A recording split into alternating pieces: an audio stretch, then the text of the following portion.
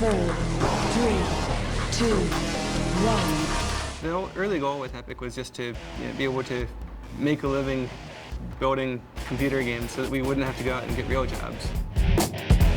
The Unreal community didn't exist, and I don't think Epic would be here right now. I mean, they're so instrumental in publicizing our game early on and creating hype for it. Nowadays, the Unreal community it's far, far larger than Epic. Epic's a 30-person company, and the Unreal community is many thousands of people out there doing really interesting things with the engines. Basically, anything that needs to simulate a 3D environment, from games to movie production to training simulators, anything could be a general use for the engine.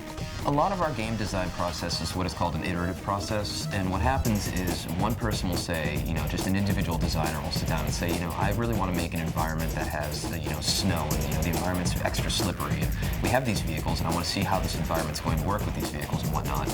Any number of random ideas from there, and what the designer will do is he'll sit down and he'll try it out, and then various team members will play it, and a feedback loop will occur, and we'll decide if this is something that's fun or not. Every day at 3 o'clock, we have, a very large play session. Throughout the day, there are usually small play sessions in which a few people get in and play the game. The game is constantly being run, it's constantly being played, and we're trying to find issues, trying to find bugs, and trying to make what we feel is a very, very balanced title. Modding is short for modification.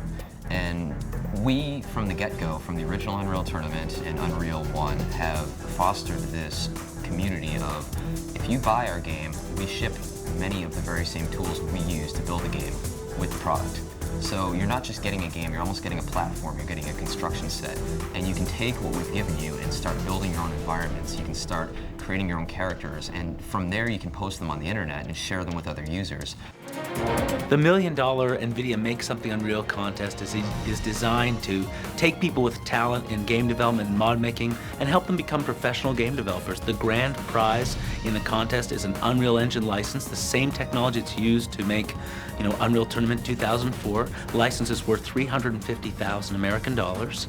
In addition, there's over $500,000 in cash prizes spread throughout all the different disciplines of game development. There's level design, there's programming, there's mutators, all the fun things that you see in Unreal Tournament. If you can recreate them with the tools that we provide, you got a shot at making some serious money in this contest. The story of the tournament is basically the same story that we've had in the past Unreal Tournament series. We've added a lot more depth, both in terms of backstory and also in terms of the kinds of things you get to do in the single-player game. The backstory ties into the Unreal universe and tells you a lot about why the tournament happens, why different things are in the tournament, and why the other teams that you're competing against are competing and what their motivations are. In terms of the story, you're getting to do a lot more things. You get to manage your team, you get to build a team, make trades, your teammates can get injured, so there's a lot more things like that you get to do.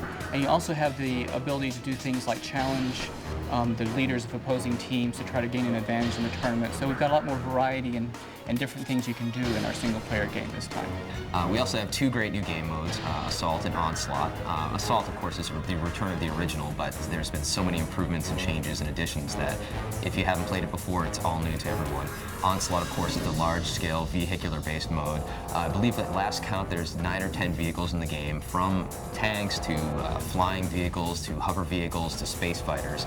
I mean, it's just really, we take it all the way from the ground level to the air and then all the way into space. Well, the 2 new game types, Onslaught and Assault, really bring Unreal Tournament 2004 up to date. The big multiplayer online war simulation game. It's really interesting to take all of those concepts and bring them into a futuristic, fast-paced game like Unreal Tournament, with our modern futuristic weapons and everything. It creates a whole new gameplay dynamic that you've really never seen in Unreal before. I think the good barometer of a good gaming experience as a designer is if you're making a game that you want to play.